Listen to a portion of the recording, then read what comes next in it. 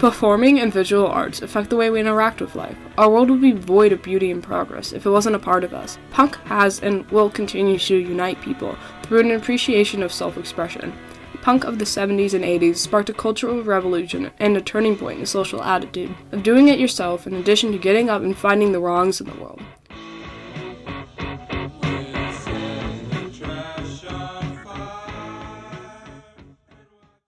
And I think we've got some action coming up now. We'll leave Bob Waller for the moment and go to the stage and listen to Iggy and the Stooges. Before punk existed, the Psychedelic Stooges, later renamed the Stooges, paved the way for many upcoming bands. The Stooges debuted in Ann Arbor, Michigan, Halloween night 1967, with the hit song, I Wanna Be Your Dog, featuring lyrics such as, And I'll lay right down my favorite place, making them the first band to sing and act in a provocative way. The Stooges introduced a style of music that is the deliberate deconstruction of formal types of music and then the creative act of putting it back together in a new personal way. Punk takes advantage of what musicians call fuzz. Fuzz is a special type of distortion where harmonic overtones dominate the overall sound. The vocals of punk songs involve raw, rough, angry, and occasional out-of-tune singing. The usage of the vocal and distortion techniques were later passed on to many other genres, such as metal, gothic rock, grunge, and emo.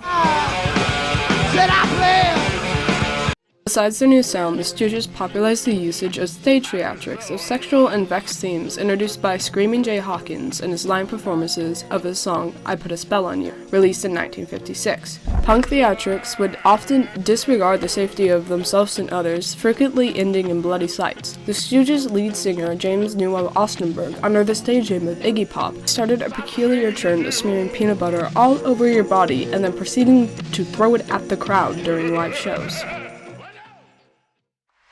And children who need to be able to count and multiply are learning anti-racist mathematics, whatever that may be. Children who need to be taught to respect traditional moral values are being taught that they have an inalienable right to be gay. Bringing punk to Britain with their single New Rose, released on October 22, 1976, The Damned started a wave of British punk and protest. The Damned caused a turning point of self-expression in youth. They did what any government fears, empower the oppressed by discussing taboo topics of minority struggles, mental illness, and dissatisfaction with the legal system. The Damned helped break down stigma against the LGBTQ community and helped create a safe place in Britain for people to explore their gender and sexuality. In 1975, Britain's Margaret Thatcher became the leader of the Conservative Party and later in 1979 became the Prime Minister of the United Kingdom, leading to the working class scraping by while the upper class's wealth inflated under her neoliberal policies.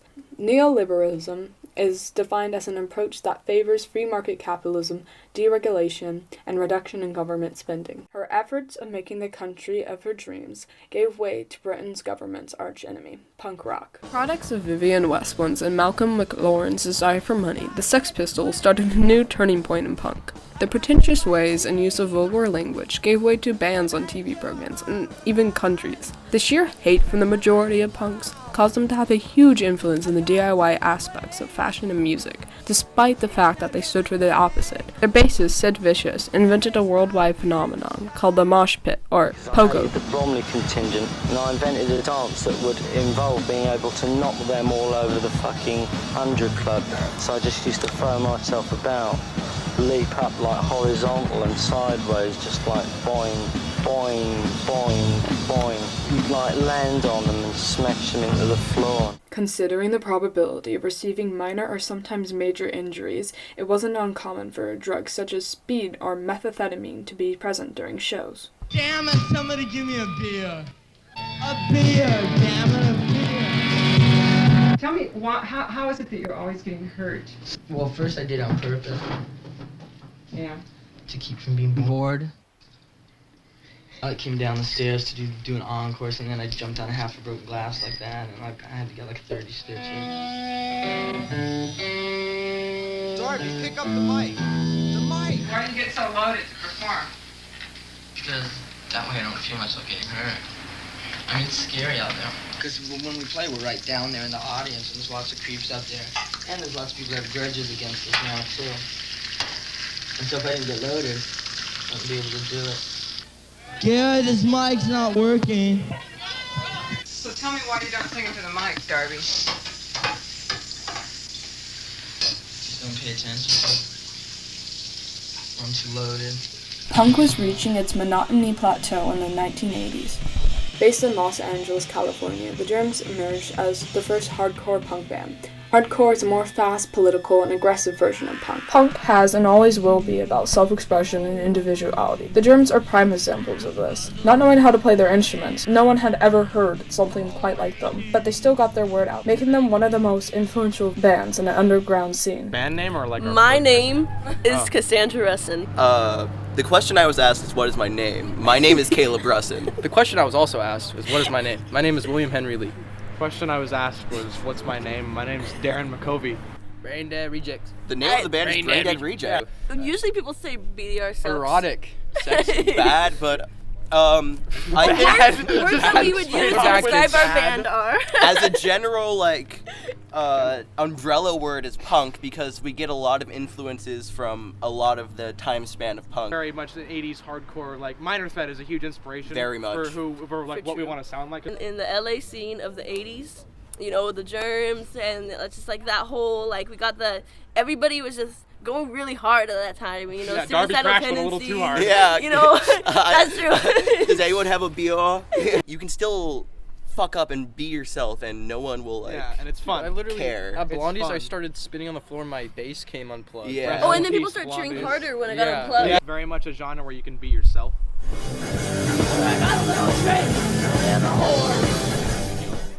My name is Miguel. My name is Scott Avery McCormack. My name is Herb J. Monkey. My name is Saxon Baker. We are the Pit Junkies. Chaotic, annoying, punk. I use the words imbeciles, hardcore and brain dead. Oh wait, that's already taken. Okay, fair. Music is just a good way to get out there and to actually like fulfill something. I love how raw punk is. Also, anarchy is a big thing. Yeah. I like that. Punk music is very much a part of who I am, if you can't tell. It makes me think of fantasies in which things are better. I feel like everyone is punk in their own way.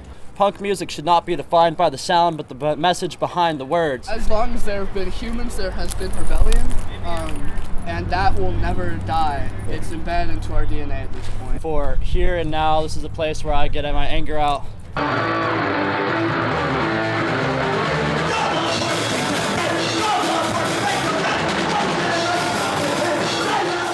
We are Vegan Slaughterhouse. On drums, we've got Mobius Strip. To my right, we've got July Perditi. And then, of course, we've got Leanna About to Blow over here on bass. And there's me, I'm Kombucha. You feel rebellious, you know, when life is hard and you really have not a way to escape the circumstances in your life. It is a way to lift you up in so many ways. Like seeing queer people play music, like seeing local people play music, and they're not just always like perfect, prim and proper or whatever. Like we don't really take things lying down, which is, I mean, the whole spirit of punk. It's very much like an anthem movement, and I think for that same reason it would be hard for punk to die out. Art is there, it's just about whether or not people are able to hear it.